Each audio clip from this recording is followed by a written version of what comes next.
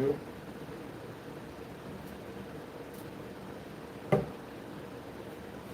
Good morning, everyone.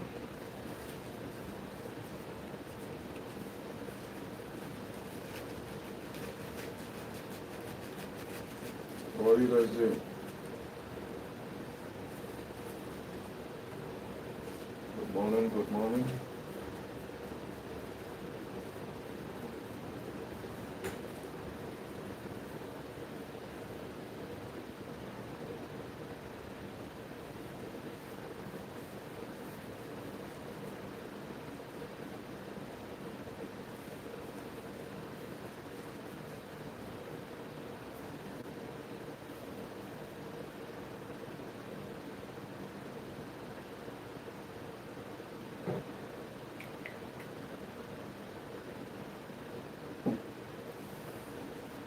All right.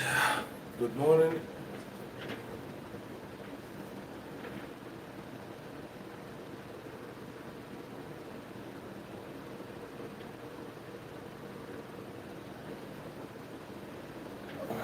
Let me get my tea. How are you guys?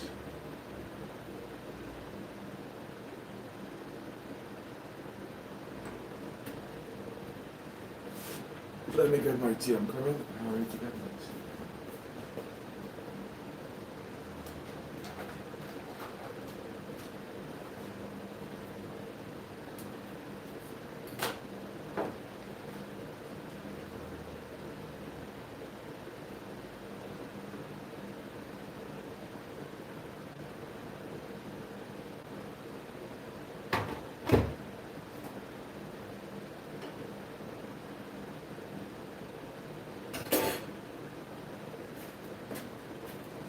All right. How are you guys? Okay. So, all right. We're going to be talking about triglyceride this morning. It's good that today is Saturday.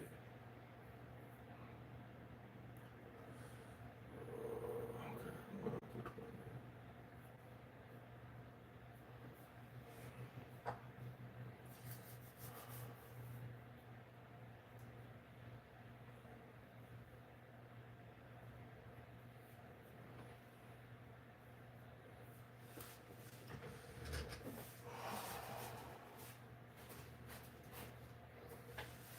one. Okay.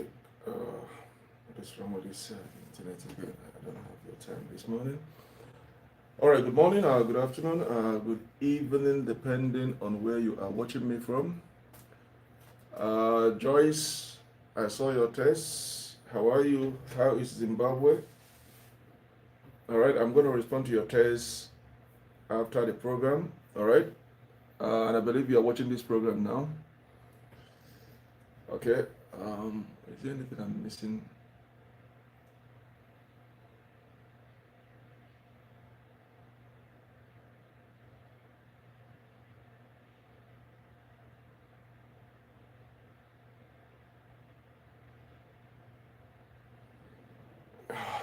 Okay, what the hell is going on?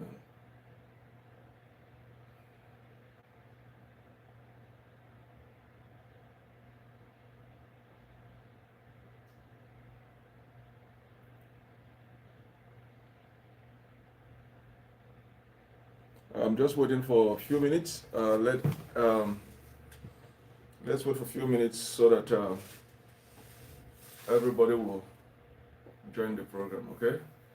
So let's wait for a few minutes. We're going to be discussing our triglyceride levels. Triglyceride levels. We're going to be discussing about it. Most of you that have gone to do your blood work, to do your test, your sugar levels, your cholesterol levels. Okay. You see total cholesterol, low bad cholesterol, good cholesterol, the HDL, the LDL, the total triglyceride. The triglyceride levels are also very important. They are part of managing your diabetics and your high blood pressure, anything that have to do with your cardiovascular levels, your cholesterols, All those things are very important. So specifically, I'm going to be talking about triglyceride levels, what you should know about it, how does it affect you as a diabetic, or even are you having any cardiovascular issues, are you finding it very difficult to deal with your cholesterol issues. So I'm going to touch a little bit part of it, but the main issue we're going to discuss about triglyceride levels, why is it important, why should you know the levels. The same way you want to know the levels of your glucose levels, it's also the same thing you have to know about your triglyceride levels. Okay, it is very, very important. So, okay, those that are watching me on Living with Diabetics page, I'm going to be cross-posting so that you can see me on the other page. Those that are watching me on Managing Diabetics page, you can see me there. Now, if you have any question, okay, put it on the comment section. If you have any question, put it in the comment sections. All right, I'm just waiting for a few minutes for everyone to come on board, and then we'll start. But I have some couple of questions that I'm going to deal with this morning. I'm going to tackle it. All right. Let me wait and see. I'm waiting to see everybody join on board.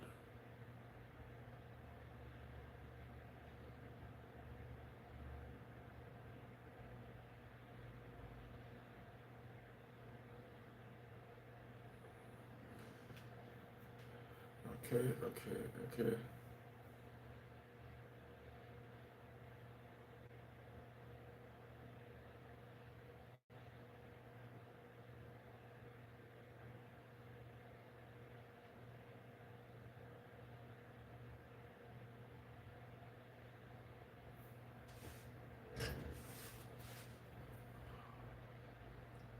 Let me see. Let me see.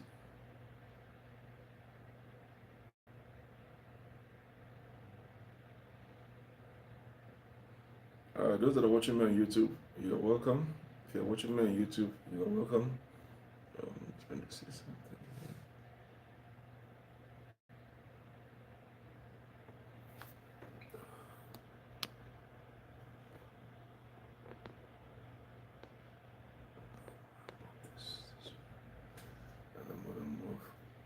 I'm touching that a little bit.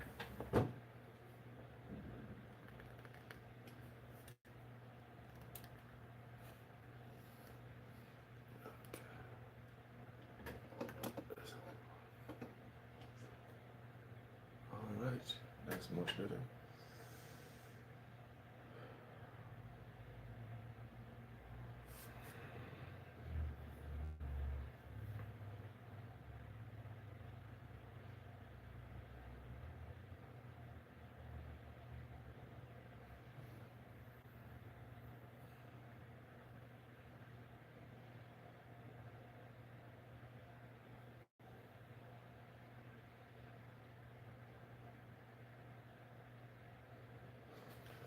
Okay,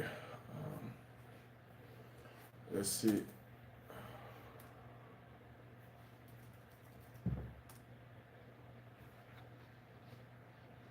Let me see some of these questions. I want to see some of these questions here, and then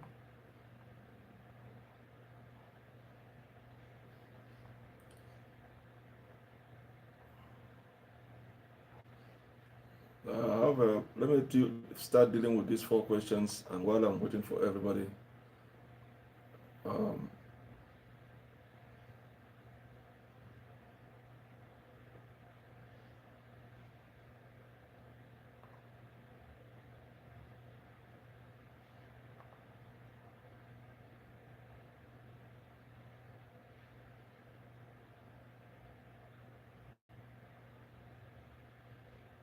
all right, let me deal with this question. While I'm waiting for everybody to join on board, let's deal with these questions about hypothyroidism. Somebody wants me to clarify what is hypothyroidism, what does it do to the body. Now, hypothyroidism, okay, is a medical name, or sometimes we refer it as overreactive thyroid. So it's either you call it overreactive thyroid or you call it hyperthyroidism. Now, if it is hypo, okay, it means underreactive thyroid. Now, when it is hyper, it means it's overreactive thyroid. Now, what is hypothyroidism or what is overreactive thyroid? Okay, this is when the thyroid gland produces too much hormone, speeding up the metabolism, the body's metabolism. Now, we have two thyroid glands on each side of our neck, in front of our neck, one here and one here. They are like a butterfly uh, gland. So they produce most of the hormones that the body needs.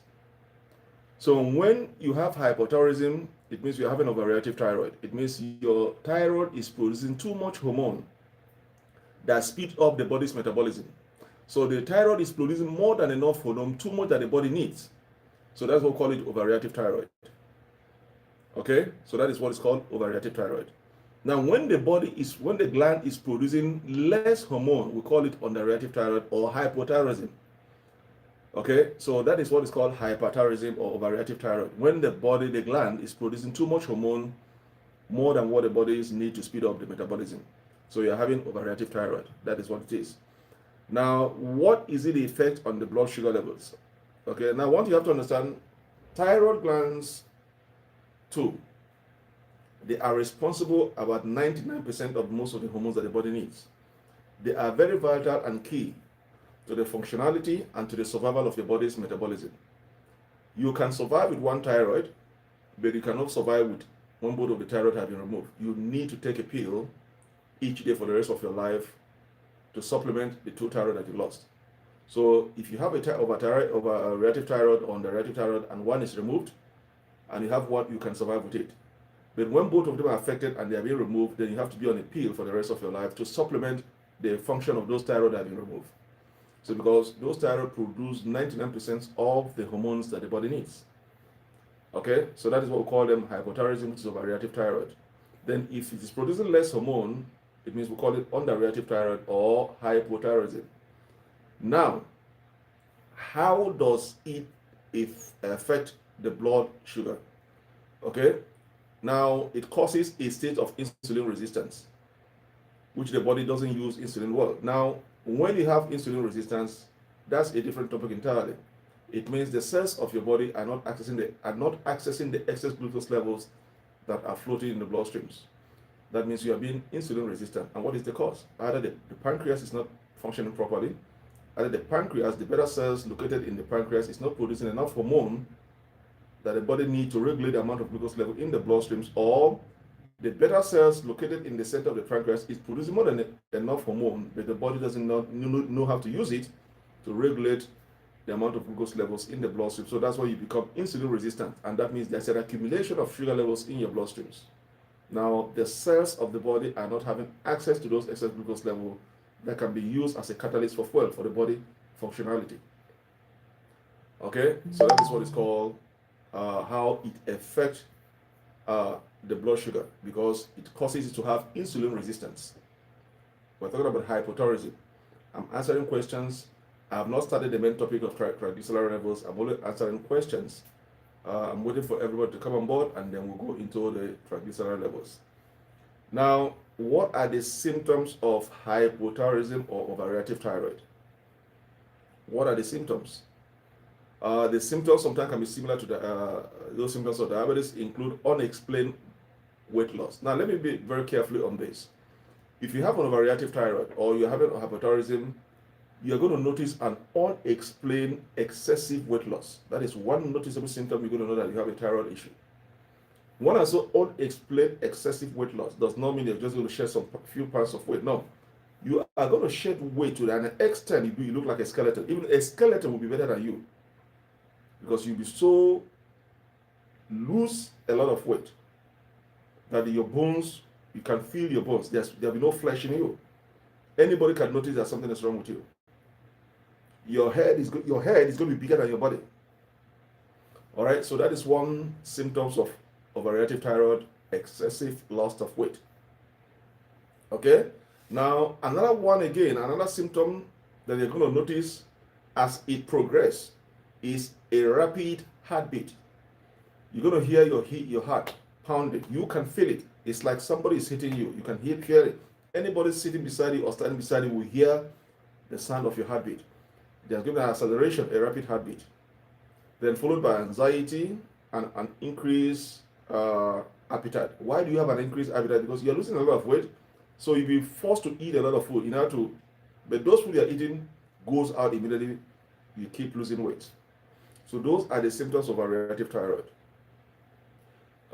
So that is what is called hypothyroidism. When the gland produces too much hormone, thyroid hormone, speeding up the body's metabolism. So your body is producing too much hormone. So that is the essence of hypothyroidism. So when you have a thyroid issue, it could be underreactive or underreactive. You have to find out which is which, and go through the process to know the thyroid gland, if it is benign or malignant. Okay. So now that is it. The second question, I'm going to do with this question now, and then we'll go to the topic, because I'm supposed to be discussing triglyceride. I'm just trying to get rid of these two questions, and then we'll start.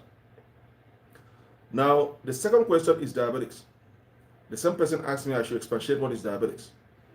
Okay, now diabetes is a group of metabolic disease, okay, characterized by high blood sugar levels, as simple as that. It's a group of metabolic disease. There could be autoimmune, it could be metabolic, but they are a group of metabolic disease. They are endocrines, okay, they are terminal, they are chronic, but they are a group of metabolic disease characterized by what? A high blood sugar levels. So when your system is building up too much glucose levels or sugar levels in your bloodstreams, then there's a tendency that you're diabetics. Now, what type of diabetic are you? Are you type 1 or type 2 diabetics?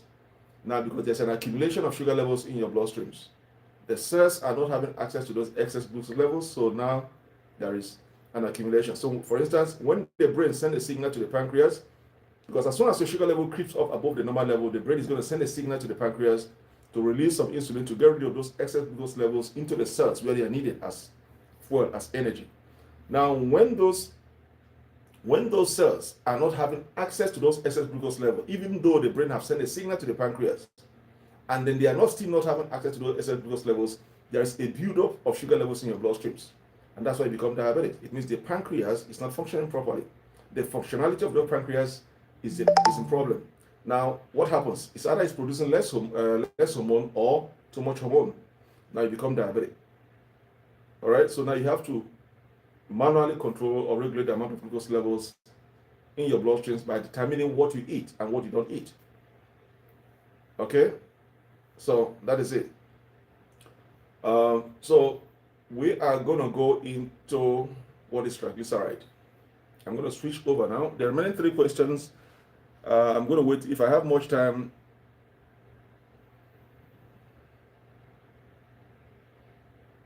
there's one more question that I'm going to deal with before we go into the triglyceride levels. I'm going to leave this. The third question is the similarities and link between hypothyroidism and diabetes. So I'm going to leave this question to the end of the program. Then I'll answer that question, the similarities and links between diabetics and overreactive thyroid or hypothyroidism. So I'm going to leave it at the end of the program. So now let's switch over to the triglyceride.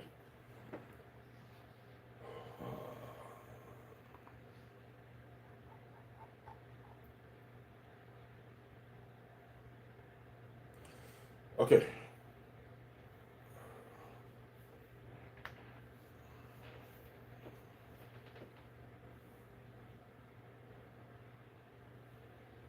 All right. Okay, let's start now.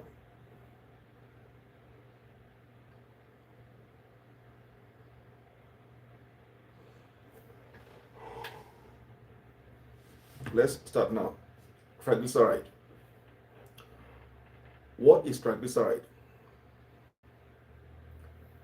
That's a medical name, or you could refer triglyceride as fat. It's either you call it triglyceride or fat. Now remember, we have the good fat, we have the bad fat. So triglyceride is a medical name, and also or could be referred as what? Fat. Now, if you guys, those that have given their medical tests, their blood sugar levels, you see in the result there, they check the triglyceride levels, they check your cholesterols, the total cholesterols, your cholesterol levels, the good one, the bad one, the triglyceride levels, they check your glucose levels. All those things appears in your result. But have you asked yourself, what is that? It's like the HbA1c. You also see your HbA1c in there. But most of us tend to neglect what is these triglyceride levels. Because when you see your, like for instance, when you're diabetes and your result come, what you are keen to see is, let me see my glucose level. Oh, it's okay, and then you leave it that way, without going down the list to check what is your cholesterol levels, total cholesterol, good cholesterol, bad cholesterol, what is your HbA1c, and then also what is your triglyceride levels. Those things are there for a purpose, and they are very important. Okay, they are very important for you to put an eye on all those things.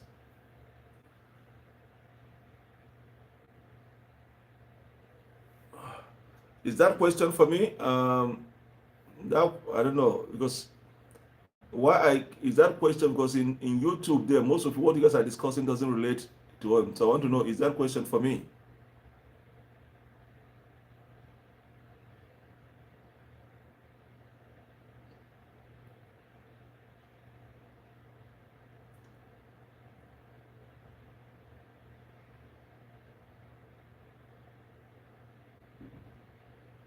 I'm an African.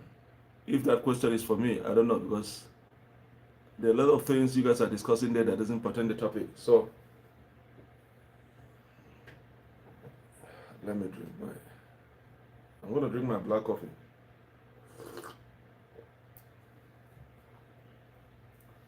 All right, let's go. Triglyceride. As I said, you could refer it as fat, or you could call it triglyceride. Now, triglyceride or fat, whichever you call it, or sometimes you refer it as a stored energy. Okay, you refer it as a stored energy. Okay, let me repeat it again. You could call it triglyceride, you could call it a fat, or a stored energy. Any of these three things apply. But why do we check our triglyceride levels when we are doing our blood work? Okay, why? Okay, now what you have to understand is that when you are checking your triglyceride levels, the reverse is the case about the fasting result and then the non-fasting result. Why do I say the reverse is the case? When you are checking your triglyceride levels, the non-fasting level of triglyceride tends to be higher than the fasting level of triglyceride. Okay, let me repeat again. The triglyceride levels, either it is non-fasting or fasting. For instance, when you are doing your blood sugar levels, you see, when I do these video programs, I try to explain it in a layman's term that you can understand, compared to other doctors that will stand in front of the camera and then just drop the whole thing in medical terms, and you are confused. Okay, it's only few people that understand what the doctors are saying in medical terms. The route I take is that I don't want to go that route, and that is why I use my own tutorial to explain it in such a way that even a woman in the market can understand what he or she is battling at home. If you go on a medical terms and stand on the camera and say, oh, this and that, will that woman in the market that is not educated understand what I'm talking about? There's no need of you standing on the camera and you say, and then at the end of the day, the person listening doesn't even know what you're talking about, because he or she has not attained to that level to understand the medical terms used to describe what we are discussing. So that is why I choose a different route, not to go that way. I sit in front of the camera, I try to break it down that even somebody that doesn't want to go to school will understand what diabetes is all about. Okay, and that's why I tend to stay away from using medical terms. I try to use other analogy to pass my message or to express myself what I'm talking about, so the person will understand, okay, this is what is called diabetes. This is what is called sugar levels. This is what is called hypothyroidism. Okay, so it depends on the niche you follow in terms of your teaching. Now, I can stay here in one sentence and say this is triglyceride. Maybe 50 people are watching me. Maybe out of that 50 people, only one person understand what I'm talking about. The remaining 49 doesn't even know, because they have not attained to that level to understand what I'm trying to explain, because I'm using the professional informative word by using all kinds of medical terms. That person listening doesn't understand what those messages. He wants you to break it down for them to understand what they are dealing about. It's like, for instance, I go to a lawyer's office. Okay, I'm not in when I have a problem. I come to you as a lawyer. I didn't come to you for you to start quoting me what the constitution, what the law, this the constitution. Look, that is your own business. Explain to me the way I will understand. That's why I need your service. I don't sit in front of you tell me, oh, the constitution say this. This is what the constitution says. You start quoting me all kinds of constitution. No, that's not my business. My business is you use that constitution, go to the court and defend me. But when I'm sitting in front of you, break it down in such a way that I will understand what I'm involved with. So he goes to some lawyer's office. Instead of them to have a rapport with you, they start quoting verses, clause and clause, constitution, and you are looking there, you're looking at the person explain to you and say, what the hell is he talking about? I don't understand what that constitution say. Okay? So the same thing, there are some, like I was watching a clip on a video, and I could see for the 15 minutes, I could see about 40 different medical technologies being used there. And I was asking myself, if I'm not in that level, maybe the woman that have not been to school don't even understand what that person is discussing about. Because in your total video, you are using all kinds of medical terms that even a layman that cannot even understand. So I try to use a different niche to pass on my message for you guys to understand. So I'm trying to, I deviated. Let me go back to what I'm trying to discuss. Now, triglyceride. Okay, you could refer them as a fat, a stored energy. Now, let's go back to diabetes. When you are doing testing your blood sugar levels, okay, there's a fasting and non-fasting. Normally, doctors are going to ask you to do fasting. Okay, make sure you go the first thing early in the morning, no breakfast, check your sugar level. That's called fasting. Then, if you go in the afternoon, we'll call them random. So random levels are different from fasting levels. So when a doctor sees that you conducted your blood sugar level random, he or she knows that you've already eaten. So that random test is going to give a clue, but that is not definitive what your sugar level is because it's random. You've eaten already. It's going to give a clue, but that is not definitive. But when you do a fasting test of your blood sugar level, that is at least 99% definitive. That is what your sugar levels are. Okay? So now in triglyceride levels, the reverse is the case. They are fat, or you refer them as stored energy. Now, in triglyceride levels, we have the non-fasting and we have the fasting levels. Okay? We have the fasting and we have the non-fasting levels. Now, on non-fasting levels, when you do your test on non-fasting levels, okay, the results are typically higher. Then when you do your test on a fasting level, the results are turned what? Lower. I don't know if you guys understand what I'm trying to say. Non-fasting levels are typically higher when you are checking your triglyceride levels. Then when you are checking your triglyceride levels on a fasting levels, okay, they are tend to be lower. That is why I say the reverse is the case. Okay, the reverse is the case. All right. So both the non-fasting and fasting levels can be assessed for your risk of heart disease and other conditions with all these cardiovascular issues. You are assessing your cardiovascular if you have any heart disease. Okay?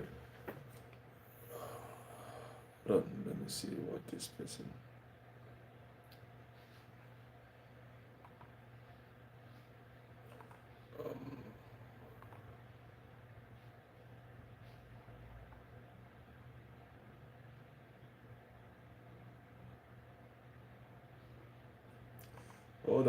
Hold on. I'm checking something here.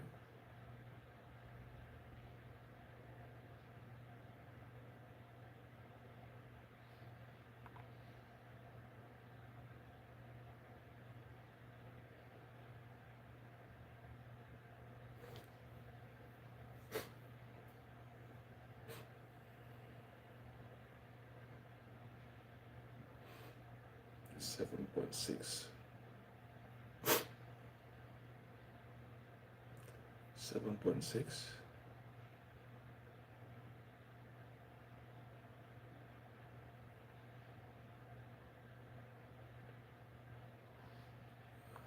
Hold on, I'm checking the wait. Um, there's something you. Let me see the number.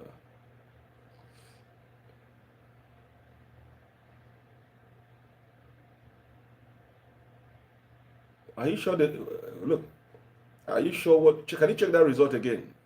Or you know what? Take a picture of that result. Send it to my WhatsApp. Yeah, take a picture of your result. Send it to my WhatsApp. Let me look at it. There's something. What you are telling. Something is not right. Send it to my WhatsApp. Take a picture and send it to my WhatsApp. Okay. When I see it, I'm going to respond. But what is sent on message, I don't. It doesn't make any sense to me. Okay. Now, triglycerides are lipids. That's why I say you can call triglycerides or fat. Triglycerides are lipids. I want you guys to make note of that. Okay, I'm going to repeat it one more time. Are you listening to me now? I'm going to repeat it one more time. Okay. I said when you are doing your triglyceride testing, it could be non-fasting or it could be fasting. Now, one thing that happens is that non-fasting levels are typically higher than the fasting level. So when you do your triglyceride test under non-fasting, the numbers tend to be higher than when you are doing your first fasting level. The fasting levels tend to be lower. Okay? So both non-fasting, okay, and the fasting levels can be assessed. Non-fasting, in diabetes we call it random. In triglyceride we call it non-fasting. Okay? So random, your sugar level in random tends to be higher, fasting tends to be lower. When you're doing a random test, maybe post-meal, it's supposed to rise to about 10 milligram per liter or 180 milligram per deciliter. That's the highest it can go. It can't exceed more than that, and then it starts to recede back to the normal levels. Now, pre-test, pre-meal, it's supposed to be lower than that. And that is why you have to specify when you are doing your test, is it random, fasting? When you are checking your sugar levels at home, is it post-meal or pre-meal? So you understand what your sugar levels are. So you don't go and bother yourself, oh, my sugar level is too high, start worrying yourself. More anxiety, more stresses is going to shoot up your sugar level up. Okay? So non-fasting tends to be higher, fasting tends to be lower. Both are used to assess your risk of any heart disease or any other condition. You get it clear with me now? Okay.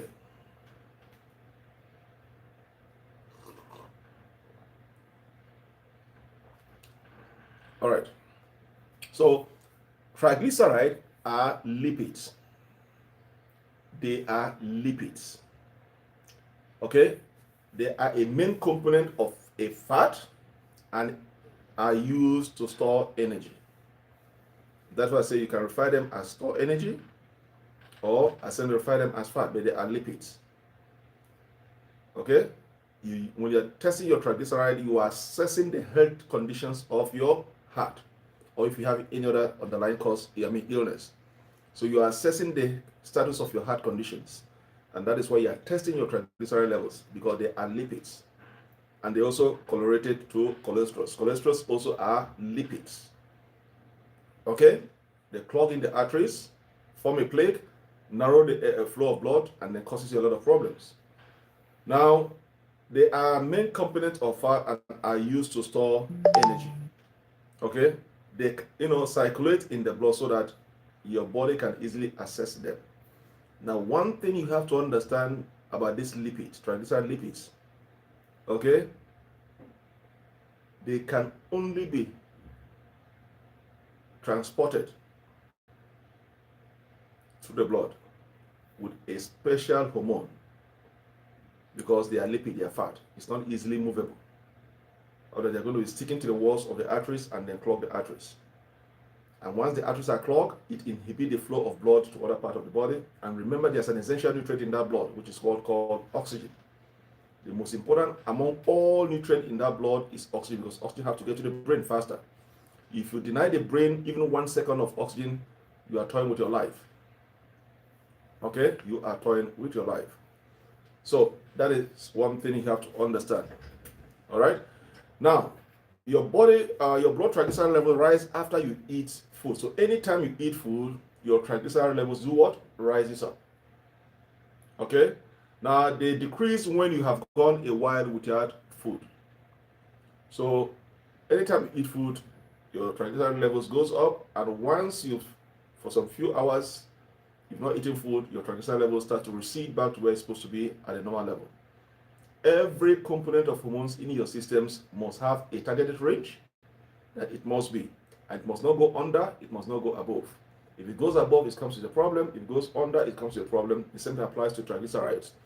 One thing you have to understand or learn from this particular topic is that it is used to assess the condition of your heart. If you have any heart disease or any other conditions related to your cardiovascular. That is why you test your triglyceride levels. Because they are lipids, they are fats, and they are also used as a stored energy.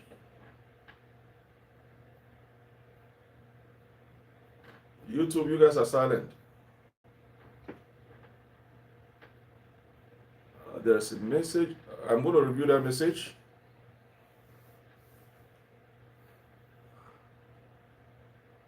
Yeah, hi. Jodgama, hi. I'm going to review that message. There's a message. I'm going to review it later. So that's what you have to understand. So, I'm going to answer this question.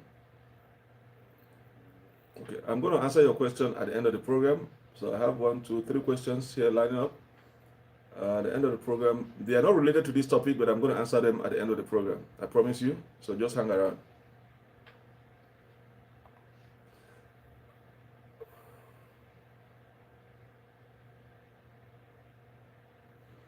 All right. So, how do we test for lipid?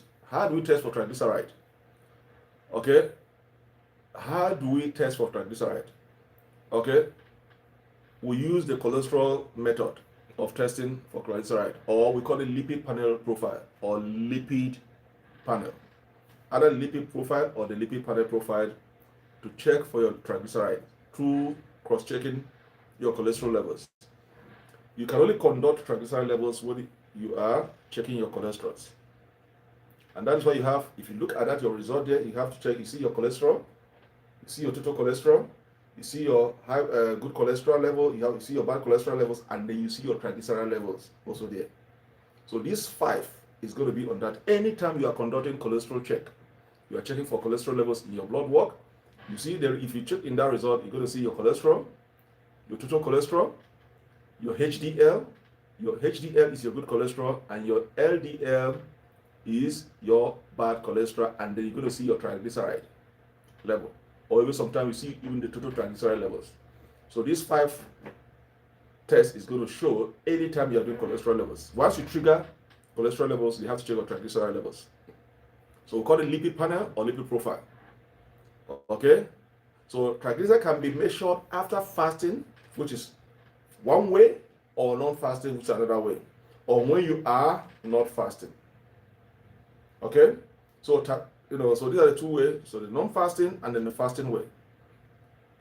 In diabetes, we call the non-fasting as random or fasting. In triglyceride, is the opposite: non-fasting and fasting.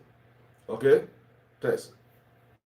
So, and normally, anytime you are going to do your triglyceride levels, doctors are going to ask you to abstain, to make sure you don't eat food. Make sure you don't eat food for minimum 8 to 10 hours. You have to have these windows.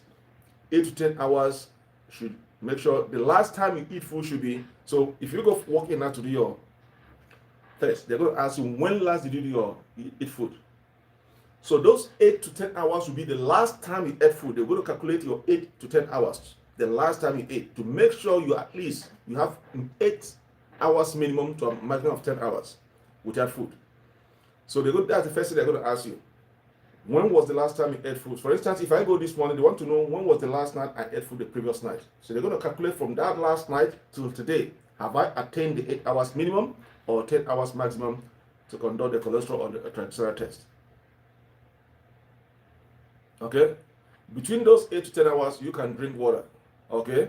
You can drink water. But they're going to calculate from the previous night, when was the last time you ate? So they're going to do the calculation to make sure you've attained the 8 to 10 hours before that test can be conducted.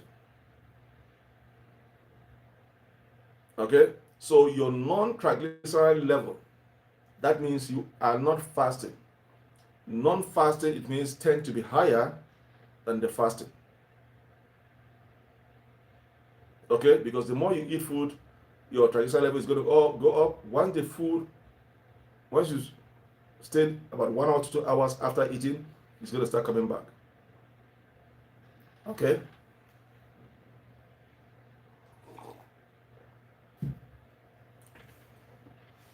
Okay. Now, this is the first question that comes.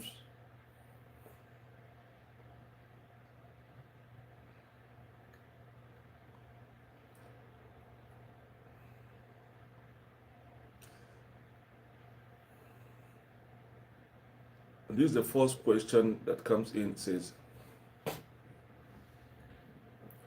what to expect during a test for triglyceride? Have you guys one thing to expect to make sure that the last time there must be 8 to 10 hours gap before you do the test? So they're going to ask you when was the last time you ate the previous night. So they start calculating from that the last time you ate to make sure you've attained 8 to 10 hours before that test can be conducted. Now,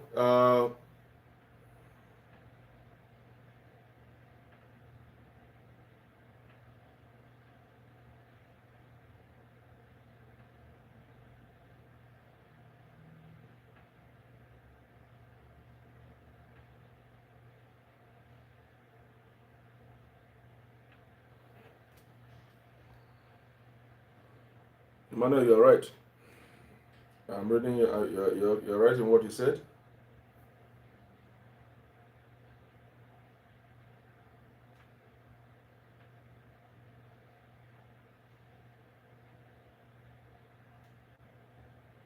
Yep, you're right. I agree with you. So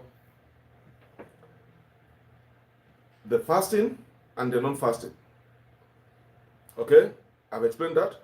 The fasting, the non-fasting. The fasting, you need minimum 8 to 10 hours gap for you to conduct that test. And then the non-fasting, if you're going to conduct the test on non-fasting rule, then there are going to be a dietary restrictions. Okay, if for any reason that you have to eat, maybe you have other medical condition that warrant you that you have to eat, then there are going to be a restriction in terms of dietary, what you're going to consume before you do that test. So doctor is going to list those food that you have to stay away, even though you are going to eat, they stay away from this certain side of food so that we can do the test properly. So there are going to be dietary restrictions on those ones. Okay, somebody is asking me, please, can you tell me what is the normal and the normal so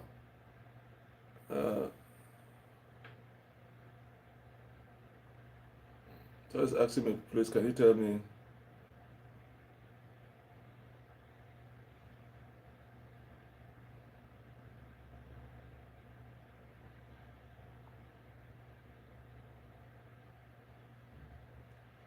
okay, I'm gonna come to that.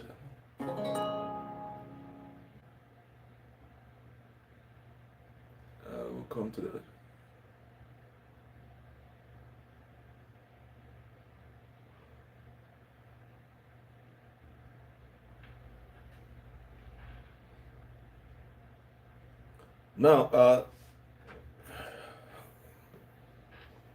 Now, when you are testing your triglyceride, okay, one thing is that it is recommended for adults starting at the age of 45 for women and 35 for men, and testing may begin as early as 20 years old or younger for people with, we're looking about people who are at risk of triglyceride. One is people who have diabetes, high blood pressure, obesity, smokers, okay, or you have a family history of a heart disease. okay, or you have a family history or of heart disease. So it's either you have hereditary issue in your family of heart disease, cardiovascular diseases, you're obese, you're a smoker, you're a diabetes, or you have a high blood pressure, then you stand a high risk of having a triglyceride issue. So that's why the people that fall in these categories, I advise them to check in their cholesterol levels. Now, cholesterol is very important. Now, if you have diabetes, I'm going to come to that number. I have not forgotten. If you have diabetes, say for instance, I used to use, let me use an illustration. There's something I'm going to use an illustration. I'm going to use an illustration here, okay? Why it is important to make sure you control your sugar level. If you're a diabetic and you don't have any cholesterol issue or high blood pressure issue, count yourself lucky if you're a diabetic. 1 in 10 of every diabetic patient has these 3 illnesses: diabetes, high blood pressure, and cholesterol issues. And that's a hefty medical bill if you have this chronic condition, because this is a lifetime illness. It's for life. So that means you have to depend on medications, on all this to keep them up. Now, let me give you guys one example. I don't know the circumstances of the death of this guy that died in South Africa. I don't know the circumstances, so I'm not privy to his health information. But from what I can gather from the internet is that he has a high blood pressure. Okay, so if you have a high blood pressure, why do you have to go on that ride? Assuming if that is the correct story they are saying. Okay, so because that triggers a lot of things that shoot off the blood pressure levels to go high, and then suddenly he passed on. Now, and they've been looking at his stature. He's obese. Okay, he's obese. Okay, I don't know whether he's active physical exercises.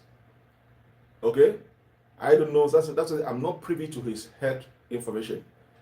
Secondly, again, the dieting is poor, because sometimes when I watch his videos, okay, I see him drinking a lot of alcohol, spirits, and eating all kinds of food, and you have a high BP, you're a high BP patient. So all those things are very, very bad. You have a high blood pressure and you're drinking alcohol. You have a high blood pressure issues and you're eating all kinds of food. You have a high blood pressure and you are overweight. Let me use the word overweight. I don't want to go to that extent to call him overweight, but he has a weight issue. So that is a catastrophe waiting to happen. And that should be a teaching lesson to everybody in that category that have that overweight issue and you have blood pressure issue. There is nothing more important than being physically active. I sympathize with his family. I condole with his family. It's so painful to lose a young boy in that nature, okay, with the younger children. Okay? But we all have to look after our health. And that is why exercise is very important. What you eat is very important. Your medications are very important. There are certain things you have to sacrifice. No matter whatever the pressure is, you have to give it up.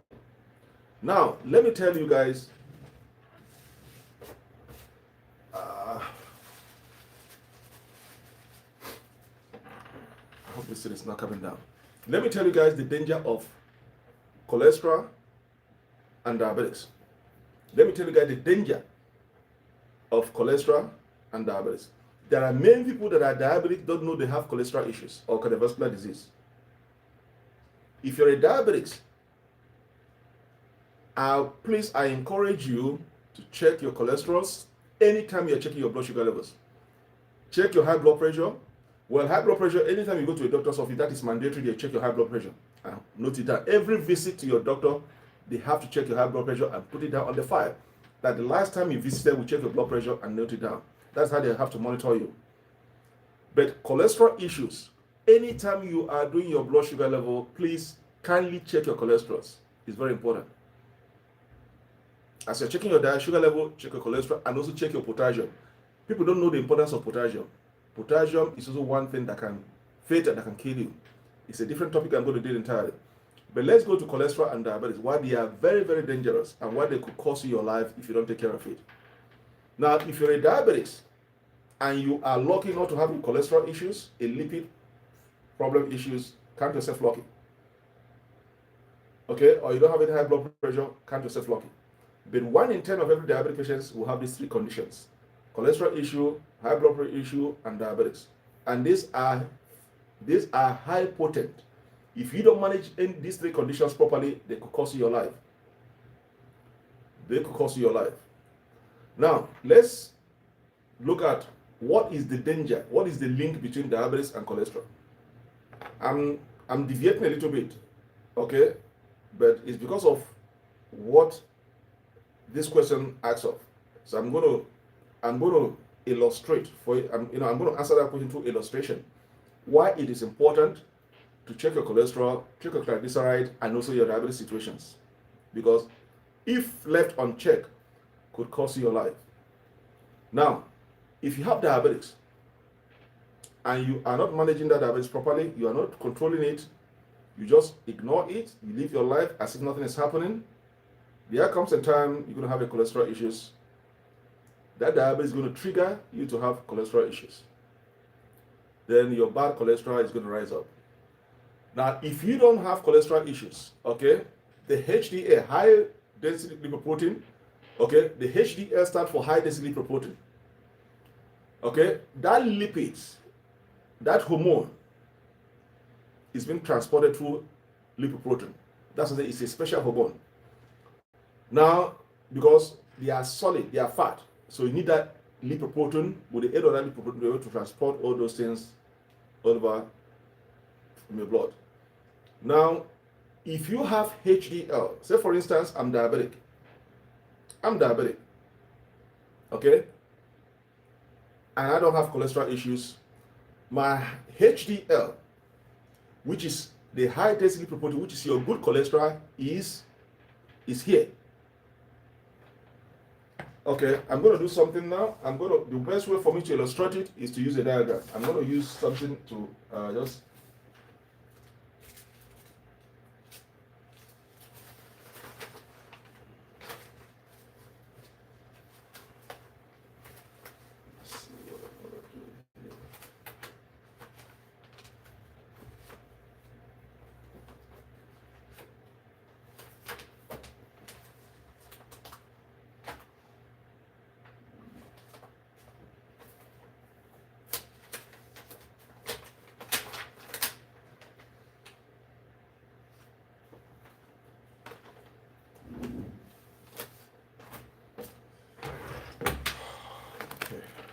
All right, I'm going to use something to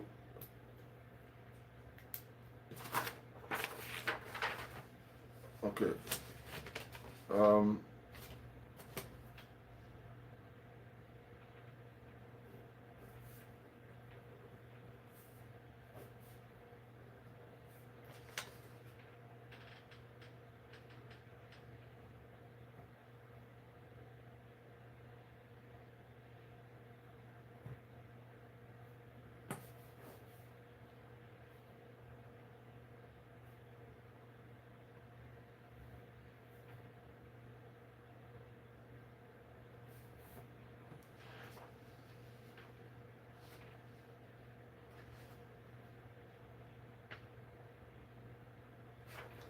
All right, this is what I'm going to use here to illustrate. I'm going to use this to illustrate. I don't know if you guys can see it properly, but try it. All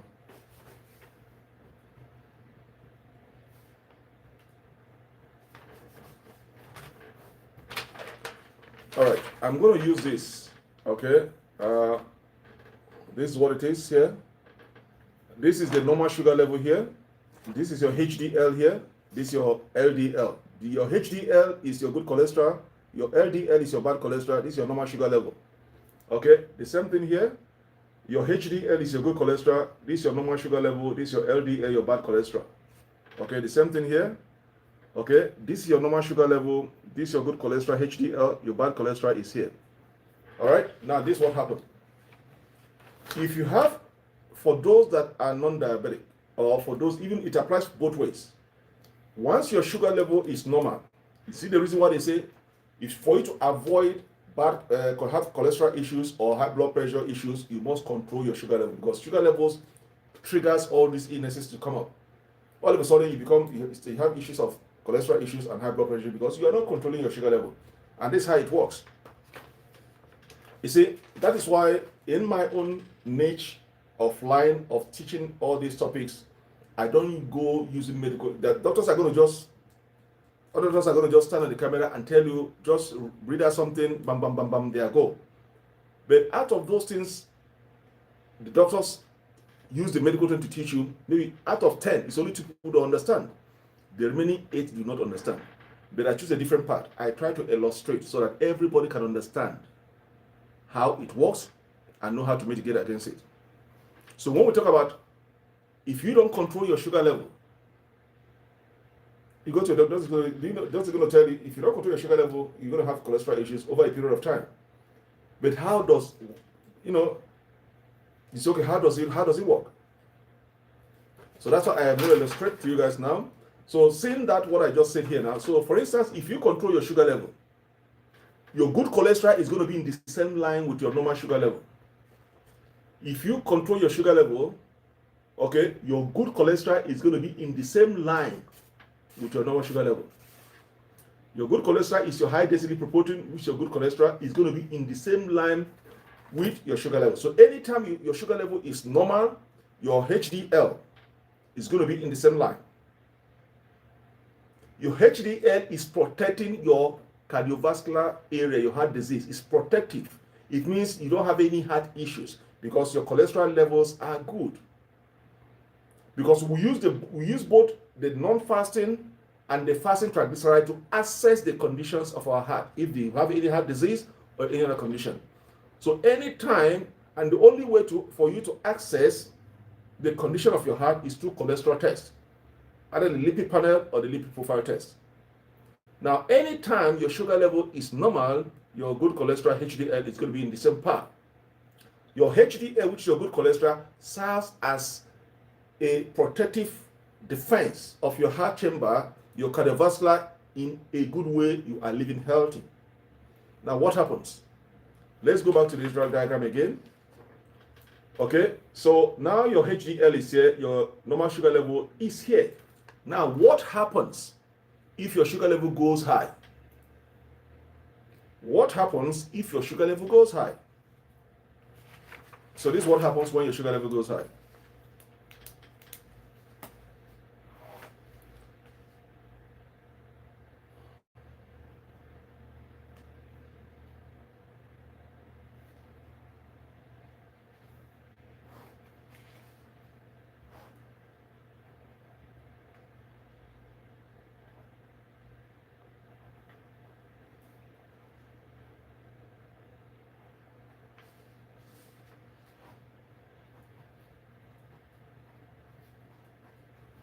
Okay, so now I'm going to do it this way so that you can understand what I'm talking about.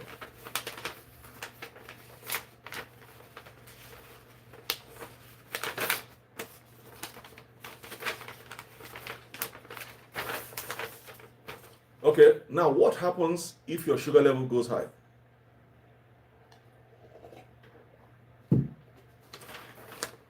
Let me start from here. This is your high sugar level. Remember, now your sugar level has gone high. This is your LDL, your low density. This is your bad cholesterol, and this is your good cholesterol. You see, your sugar level goes high now.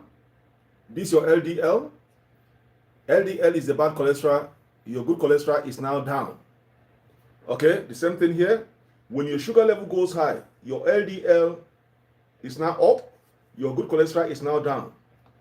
Okay, when your sugar level goes high, your bad cholesterol comes up and your good cholesterol goes down. So remember, in the first diagram I showed you, okay, you see that when you have a normal sugar level, your HDL and the good sugar level are in the same line. Okay, so what happens if your sugar level goes high? Once your sugar level creeps up, goes high, it's going to force the good cholesterol to give way, to come down, and then your bad cholesterol to come up. Now, when the bad cholesterol comes up, you will expose your cardiovascular, your heart chambers to all kinds of attack from diabetics. It means the defense you have has evaporated. Once your sugar levels goes high, your LDL, which is at the bottom before, which is your low density lipoprotein, will now rise up. It's going to force the good cholesterol to go down, and then the bad cholesterol is going to come up. Now the good cholesterol is now at the bottom, doing nothing. So you have high blood sugar level, you have bad cholesterol, two potent disease fighting each other. What happens? That's you are at mercy of death, heart attack, stroke, or even death. Because your bad cholesterol is now high, your sugar level is now high, you become potent, you are exposed. That's why you see some people all of a sudden they collapse and die. That's why you see some people, you are talking to them in 1 hour, the next thing you go and buy something, they say, you get a call, he said, but I just saw him about 1 hour ago. I just talked to him now. I just talked to her now. Why should they just say he collapsed and died? And they say, oh, somebody remote black African magic. No. We pass that stage. People collapse and die. You start saying somebody no. Because people don't know what is like internal. Because now you have a bad cholesterol, sugar level. So when you have bad cholesterol and your high sugar levels in the same line, you are exposing yourself to stroke, heart attack, or even sudden death. So I'm using this illustration from the question to explain to you how it works. And then to give you an example about this guy that just passed on now, may his soul rest in peace. He's hypertensive, he's going on that right, and probably the triglyceride is high, the cholesterol is high, and all of a sudden he has to pass on. So anytime you develop diabetes, I encourage you to fight it with all of what you have. Fight it with all the zeal, with all the energy, because if you fight your diabetes very well, it's going to save you time in the long run. In your old age, okay, you see what you have been fighting in your younger age. I have seen patients, I have seen men, I have seen people in their 80s, in their 90s with diabetes, and they are strong. You will know they are diabetes, and they tell you I've been living with this thing for the past 50 years, 60 years, right from their teenage age. Okay, right from their teenage age, they've been mastering the art of treating diabetics. Hold on, I'm trying to see something here. Okay, so the stresses you are taking now to tackle this chronic condition diabetes, you're going to get it in your older age. And that is why if you live healthy now, it's going to carry on to your older age. So please, I encourage you guys, if you're diabetes or you're a caregiver taking care of somebody, you have elderly parent, the loved ones, a child, teaching them from their teenage age how to live with these conditions. Okay, fail to tackle your diabetic situation can trigger you to lose your life. So that is why I have to give these illustrations. Okay, triglyceride levels, they are very, very important. You cannot test triglyceride without as soon as you trigger that cholesterol check, they're going to check your triglyceride levels to assess the heart condition, if you have any heart disease or any related conditions. Okay, so once you bring down your sugar level to normal, your HDL stays in par. It eliminates dangers of stroke, hypertension, or high blood pressure, heart attack, or even sudden death. It is when your sugar level is high, the bad cholesterol goes up, and both of them are in the same part. That's when you're exposing yourself to stroke, sudden death, or heart attack. Okay, so that is why I'm trying to illustrate and explain in a way that you guys can understand what I'm trying to talk about, than standing in the camera and then be reading, or if you're using all kinds of medical jargons, medical terms that maybe 50, 100 people watching, it's only one person understand what I'm talking about. So I choose a different part to let you guys understand what triglyceride is all about. It's a fat, it's a lipid, okay? And what happened? It clogged the arteries. Your arteries, the arteries is for easy circulation of blood. Because blood flows into the arteries in and out. They take blood from the heart, all part of our body, and they recycle them back to the heart, filter them, and then so anything that clogs the arteries for the heart to pump blood in there causes you. That's why you have heart attack. So when this lipid clog in the arteries, the walls of the arteries, they form a plaque, and it narrows the arteries. It makes it very impossible for blood to flow into those arteries and circulate blood. And that's why you see some people have heart attack, because oxygen is not getting to the brain. So triglyceride is also fat, or is also referred as a stored energy. It could be measured in the non-fasting measure or the fasting measures. But remember that non-fasting may tend to be higher than the fasting method. So these are the things you have to understand, the terminologies. Now let's look at the numbers, which is what is normal and what is not normal. Okay? So we're going to look at what is normal and what is not normal. All right?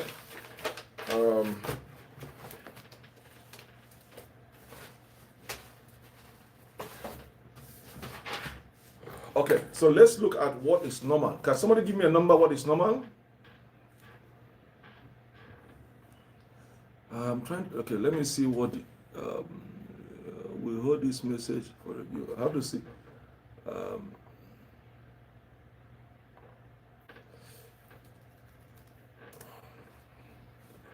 Okay, we have to see what is normal.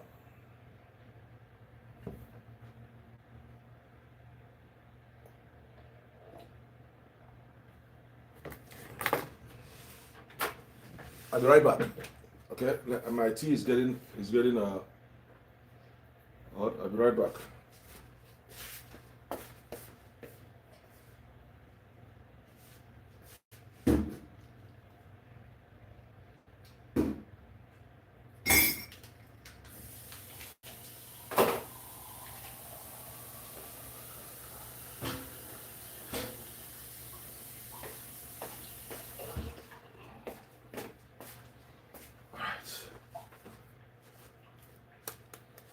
I'm gonna watch.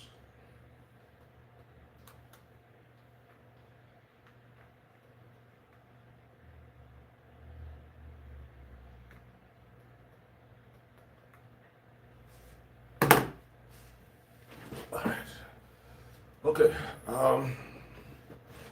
let's try to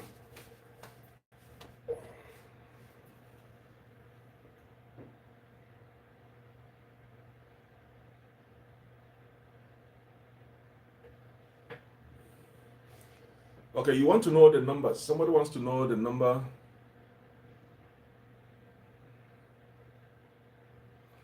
Somebody wants to know the numbers. What is a good triglyceride levels and what are the category? Okay. Let's look at the numbers and what are the categories. Okay. Normal triglyceride levels. Okay. The normal triglyceride levels is anything 150 milligram or lower. If you have 150 milligram or lower, is considered as a normal triglyceride levels. Yes, you guys want me to be posting it? Hold on, let me see if I can post it. I don't know if I can post it.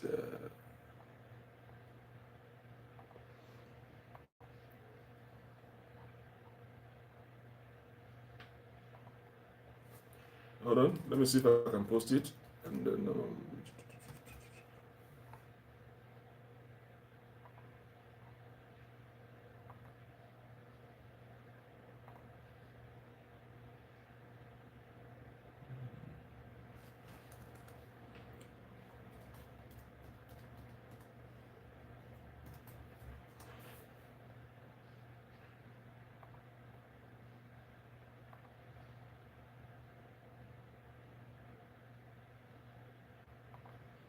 okay, let me hold on. Let me see if I can share it also on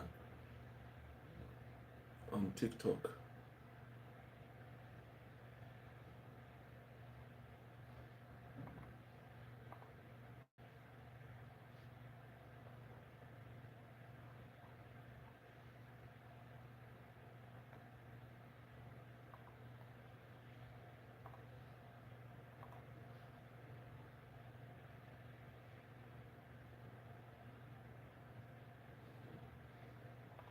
Okay. Your normal triglyceride level is 150 milligram per deciliter or lower. Anything 150 milligram per deciliter or lower is considered normal triglyceride levels. Okay, anything 150 or lower is considered normal triglyceride levels. And then we have borderline or high. You know, in diabetes we also have borderline. In diabetes we call them borderline or pre-diabetics. So in triglyceride area we also have borderline high. Now, borderline high, you know, is in between. Technically cannot be considered as too high, or you have an issue with your heart disease. So when we talk about borderline high, we're talking about in the range of 150 to 199 milligram per deciliter.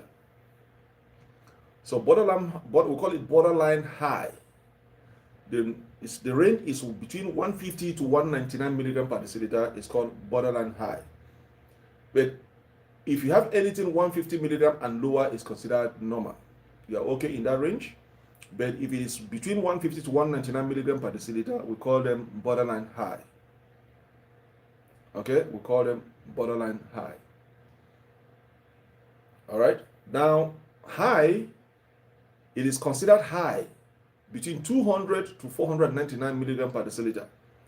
When you are in this range, 200 to 499 milligram per deciliter, that means you are knocking to the grave.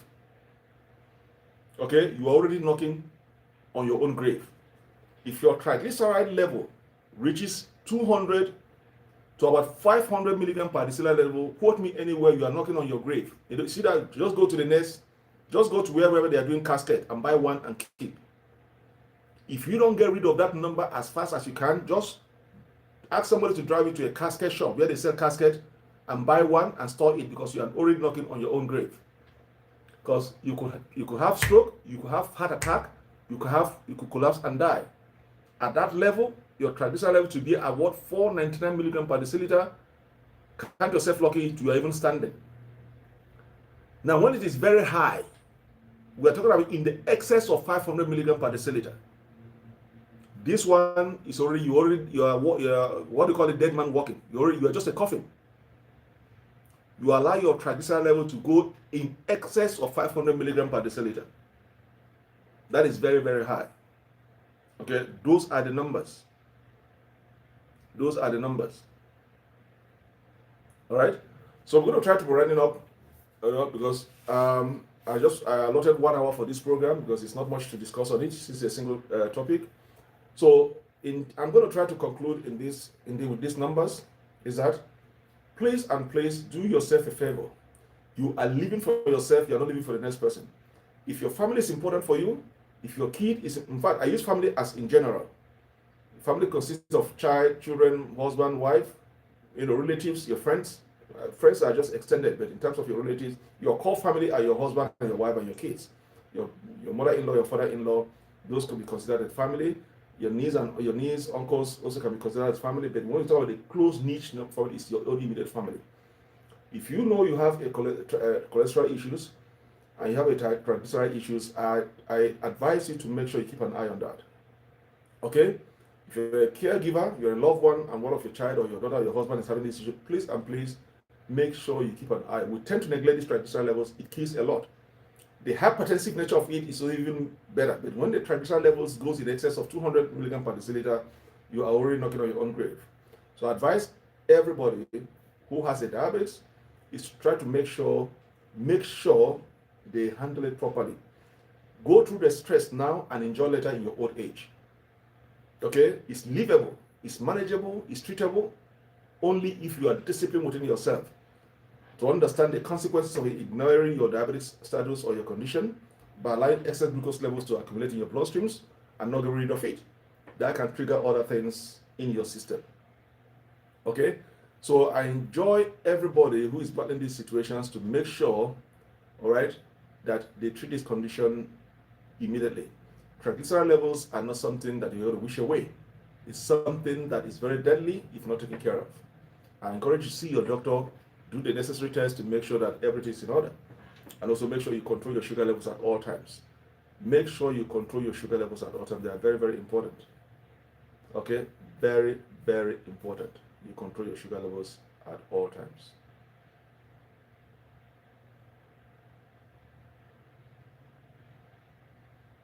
Okay, friends? So if this is your first time coming across my page and you've not yet subscribed, please kindly subscribe to any of my page in TikTok, YouTube, Facebooks. Okay? Try to invite your friends. If you like the content of this video, use a thumbs up. The more you use a thumbs up, the more the system recommend to a wider audience. So in this community, we discuss issues about diabetes and the related conditions. So ask questions, and then we'll deal with it. So here is a teaching on how to live with diabetes in non-medical way. Sometimes I mix it up in going the medical way, and sometimes I tend to understand that going non-medical way makes it easier for people to understand what we are trying to sell, what they're trying to teach. Okay, so friends, it is important we understand the consequences of living with diabetes, be it untreated. So stay tuned, keep watching, keep sharing, invite your friends to join the community, and if you're not yet subscribed, kindly do so. So I'm going to thank you guys this Saturday afternoon or evening or morning, depending where you're watching from. All right, and I'm going to see you guys sometime tomorrow again for another broadcast. Stay blessed. Bye-bye.